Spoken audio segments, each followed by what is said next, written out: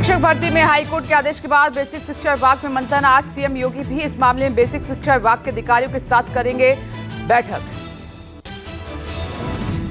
केंद्रीय मंत्री अनुप्रिया पटेल ने भी हाईकोर्ट के आदेश का स्वागत करते हुए कहा कि 69,000 शिक्षक भर्ती मामले में न्यायालय के फैसले का स्वागत है।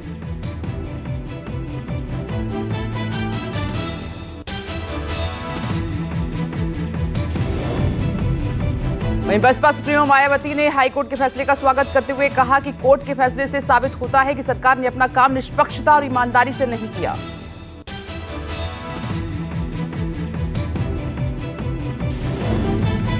वहीं कांग्रेस अध्यक्ष मल्लिकार्जुन खड़गे ने मोदी सरकार और बीजेपी पर निशाना साधा। उन्होंने कहा कि बीजेपी संविधान को तार-तार करते हुए आरक्षण पर डबल वार कर रही है।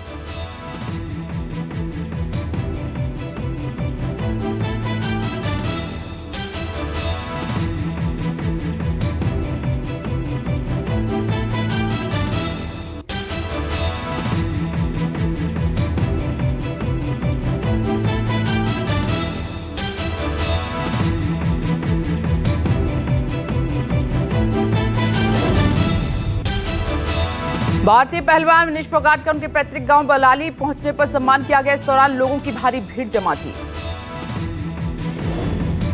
पहलवान विनेश फोगाट ने अपने पैतृक गांव बलाली पहुंचने पर सबसे स्थानीय मंदिर के दर्शन किए।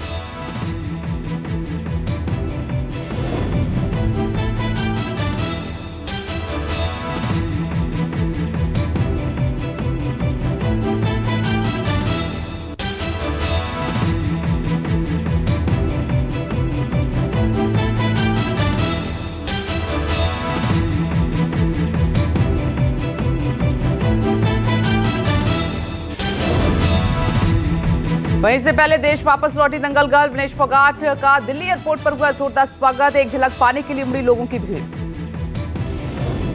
कांग्रेस सांसद दीपेंद्र हुड्डा समेत कई राजनीतिक दलों के नेता भी उनका स्वागत करने पहुंचे। दीपेंद्र हुड्डा ने विनेश का स्वागत किया और उनके साथ कार में सवार होकर लोगों का अभिवादन स्वीकार किया।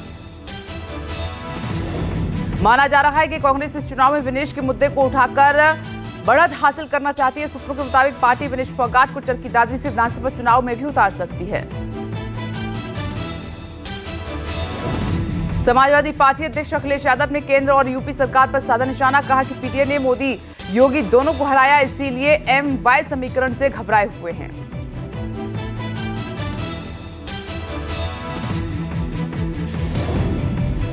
शिक्षक भर्ती में हाईकोर्ट के आदेश के बाद केशव प्रसाद मौर्य ने कहा कि शिक्षकों की भर्ती में इलाहाबाद हाईकोर्ट का फैसला स्वागत योग्य है। पिछड़ा और दलित वर्ग की जीत, लंबा संघर्ष किया।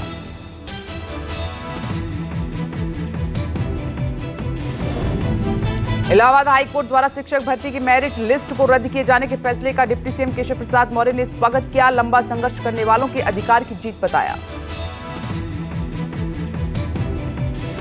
इलाहाबाद हाईकोर्ट ने 69,000 सहायक टीचर की नियुक्ति को किया रद्द। सरकार से 3 महीने के भीतर नई सूची जारी करने को कहा है। अखिलेश यादव ने योगी सरकार पर हमला बोला। कहा कि शिक्षक भर्ती भी भाजपाई घपले, घोटाले और भ्रष्टाचार की शिकार साबित हुई। नई सूची पर निगाह रहेगी, किसी का हक नहीं मरने देंगे। कोलकाता में डॉक्टर की रेप और हत्या के विरोध में आज भी डॉक्टर्स की हड़ताल जारी है। देश भर के अस्पतालों में ओपीडी की सेवाएं बंद रहेंगी। कोलकाता में रेप और हत्या के मामले में राष्ट्रीय महिला आयोग ने पुलिस की भूमिका पर उठाए सवाल। कहा कि पुलिस ने सबूत के साथ छेड़छाड़ की है। एनसीडब्ल्यू ने सौंपी रिपोर्ट में आशंका जताई है कि पुलिस ने जांच को भटकाने के लिए कई सूचनाओं को तोड़ मरोड़ कर पेश किया है और ये भी सवाल उठाए हैं कि शव बरामद होने के तुरंत बाद सेमिनार हॉल को सील क्यों नहीं किया गया। फिलहाल सीबीआई इस मामले की जांच कर रही है और लगातार पूछताछ भी जारी है। इस मामले में मेडिकल कॉलेज एंड हॉस्पिटल के प्रिंसिपल सहित कई लोगों से पूछताछ की गई। देश भर में डॉक्टरों की सुरक्षा को लेकर इंडियन मेडिकल एसोसिएशन अपनी मांगों को लेकर पीएम मोदी को पत्र लिखा है। स्वास्थ्य कर्मियों के खिलाफ हिंसा रोकने की मांग की रक्षा मंत्री राजनाथ सिंह आज चेन्नई के दौरे पर हैं। रक्षा मंत्री राजनाथ सिंह आज चेन्नई के दौरे पर हैं। करुणानिधि की जन्म शताब्दी के अवसर पर एक स्मारक सिक्का जारी करेंगे। साथ ही समुद्री बचाव समन्वय केंद्र भवन का भी उद्घाटन करेंगे।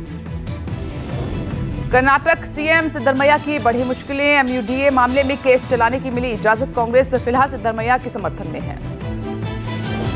उदयपुर हिंसा तनाव के बीच इंटरनेट बंद की बढ़ी समय सीमा। आरोपी के घर पर चला बुलडोजर। भारी पुलिस फोर्स के बीच मकान को किया जमींदोज।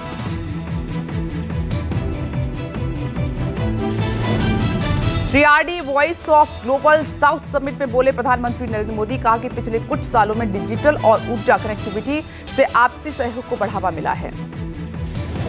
पीएम ने समिट को संबोधित करते हुए कहा कि आज हम ऐसे समय में मिल रहे हैं जब चारों ओर अनिश्चितता का माहौल है। युद्ध हमारी विकास की यात्रा के लिए चुनौतियां खड़ी कर रहा है। पीएम मोदी ने कहा कि ग्लोबल साउथ ने डीपीआई में तेजी लाने के लिए सोशल इंपैक्ट फंड बनाया है। भारत इसमें $25 मिलियन का शुरुआती योगदान करेगा।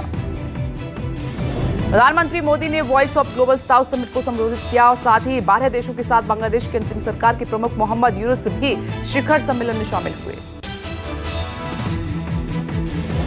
एक बार फिर से ट्रेन हादसा। कानपुर में साबरमती एक्सप्रेस के 20 डिब्बे पटरी से उतरे। ट्रेन वाराणसी से अहमदाबाद जा रही थी। हादसा शुक्रवार देर रात हुआ। अचानक पटरी से ट्रेन के डिरेल होने से चीख पुकार मची। अहमदाबाद साबरमती एक्सप्रेस हादसे में कोई गंभीर रूप से घायल नहीं हुआ। हादसे की जांच के आदेश दे दिए गए हैं। शुरुआती जांच में बोल्डर के इंजन से टकराने की बात सामने आई है। हादसे के बाद इंजन का कैटल गार्ड बुरी तरह से क्षतिग्रस्त हो गया है। साबरमती एक्सप्रेस ट्रेन के सभी यात्रियों को हादसे वाली जगह से निकाला गया और बस में बैठाकर कानपुर लाया गया।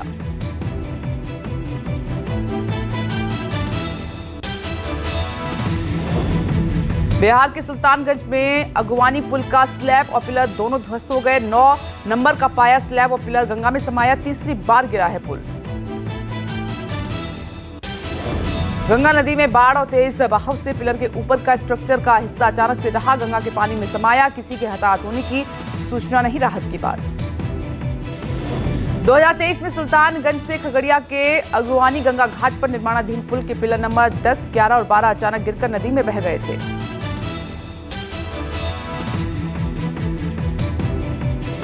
सुल्तानगंज पुल गिरने को लेकर जदयू विधायक डॉक्टर संजीव ने अपनी ही सरकार को घेरा। ट्वीट कर कहा कि नीतीश सरकार का पूरा सिस्टम ही भ्रष्टाचार से लिप्त है।